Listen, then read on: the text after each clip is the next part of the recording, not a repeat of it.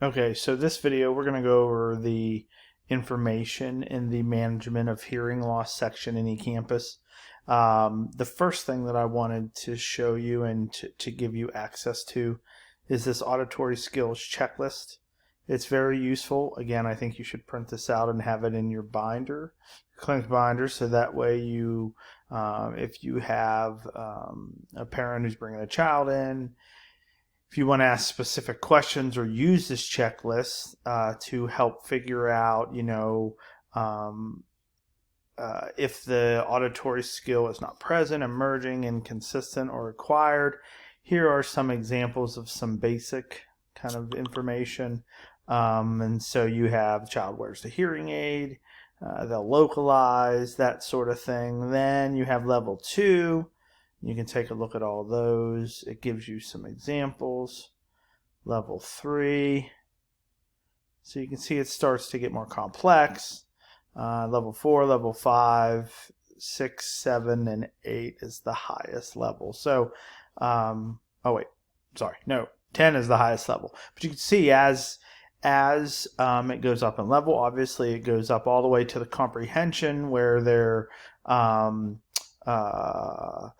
child relates to Once Upon a Time, Live Happily Ever After, kind of understands the relationship between the verbal language and then the literature. So again, very high level stuff. Okay, so that's the first thing I wanted you to have in there.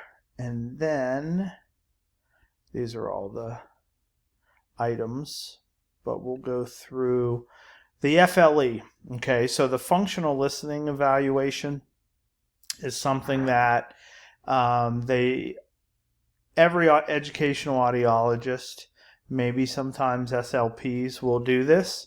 And essentially the purpose of the FLE is to kind of get us an idea of how well noise and like distance from the talker potentially affects performance in the classroom. Okay, and then you can read the rest of this.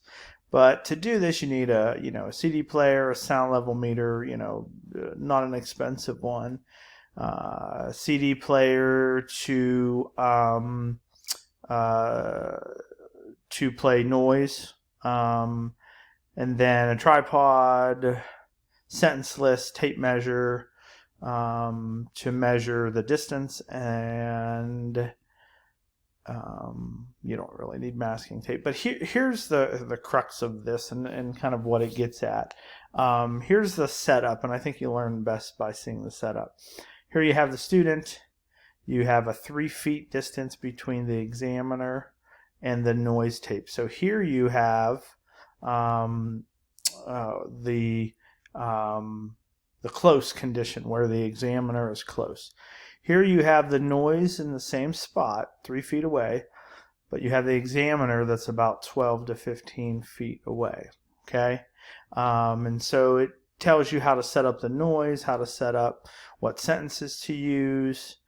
Here's some examples: the spin whippy, BKBs, the Bamford KOWAL Banch or whatever, I can't remember. We call them the BKB sentences. And so here's the presentation levels you want to get at. Okay, here's the protocol, and I'm going to give you an assignment with this. And so here's the conditions that you go through: the auditory visual, the auditory only. And so you do basically, you manipulate the auditory information, or the presence or absence of visual information, and the distance, and the noise. So those are the 3 variables. Okay, and you can see them all here. And then there's this, which you will see at times, the FLE form. And so here are all the conditions. Here's some just general information that you fill out, levels and so forth. Here's the score box where you have the auditory visual and the auditory only, so you can look for declines when the visual information is not present. Here's some list. And so the FLEs are very common now. One of my former students is an educational audiologist in Westmoreland County, PA.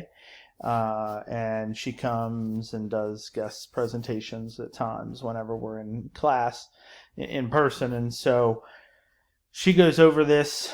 She makes sure everybody understands what it's for. She usually says if there's a 10% or more decrease in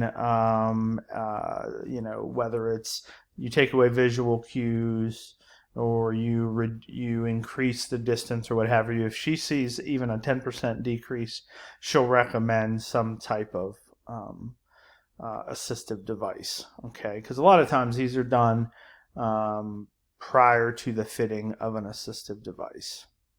Okay, so this is the FLE. I wanted to go over some information about IDEA in Section 504. The way I was taught and the way I think about this is with IDEA, this is like the special education. This is when a person has a disability and it's negatively impacting their education. So if you look, IDEA, there's concerns about the child, consideration of IDEA. They do an assessment and they determine, does a disability adversely affect educational performance? If the answer is no, then they're not eligible for accommodations through IDEA, but you can consider the 504. And a lot of times this is like children with central auditory processing disorder. Last time I looked, they don't qualify under IDEA, but you can get FM systems through the 504. And that's what they'll say. You'll hear people refer to it as a 504 accommodation. Okay. But so this is really important. The disability has to adversely affect educational performance. And then you can follow the flow chart and look through it. But so if it does affect educational performance, is it the result of a lack of appropriate instruction in reading, math, or limited English proficiency? So if there's not some kind of issue there, then they are IDEA eligible. And so then it goes into different things like the IEP. The goal is to get free and appropriate public education, and you'll see that referred to as FAPE or FAPE.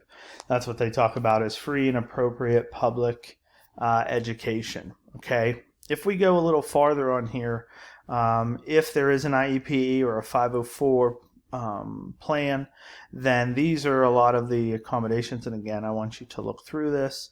It could be amplification, curriculum, the environment, communication strategies, lots of different types of accommodations for IDEA.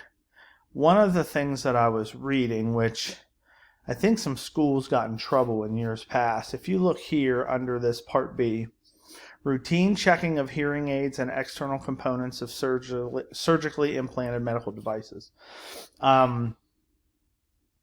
People said they were checking them, but when they were called to provide documentation of it, they didn't have it. So now, what we would tell parents, or what we would tell teachers, is you need to have a checklist that you document and check off every day you do the listening check.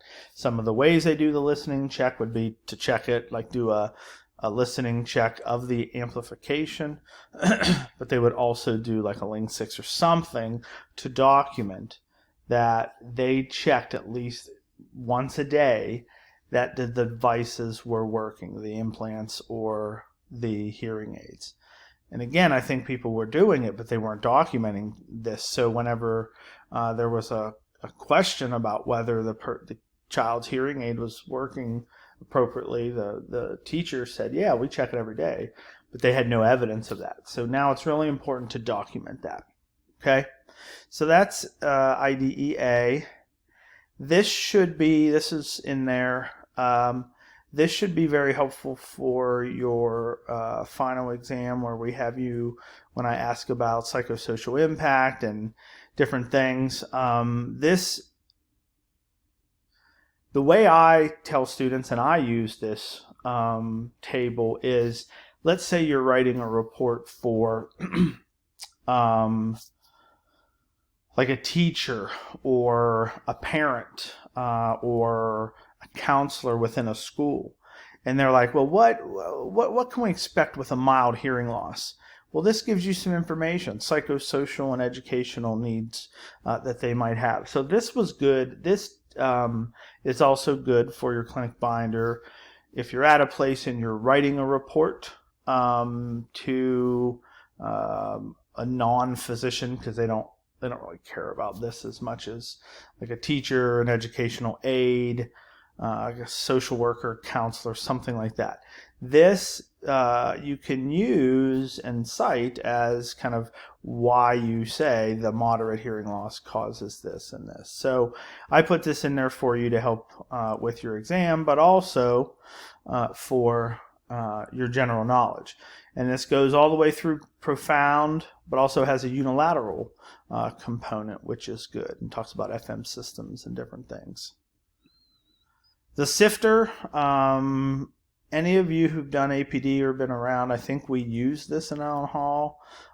It's a good tool, screening instrument for targeting educational risk. A lot of times the teacher fills this out.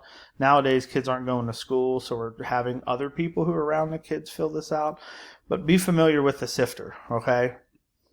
And I think that was it. So I'll wrap this up. I'm going to send you an assignment. That'll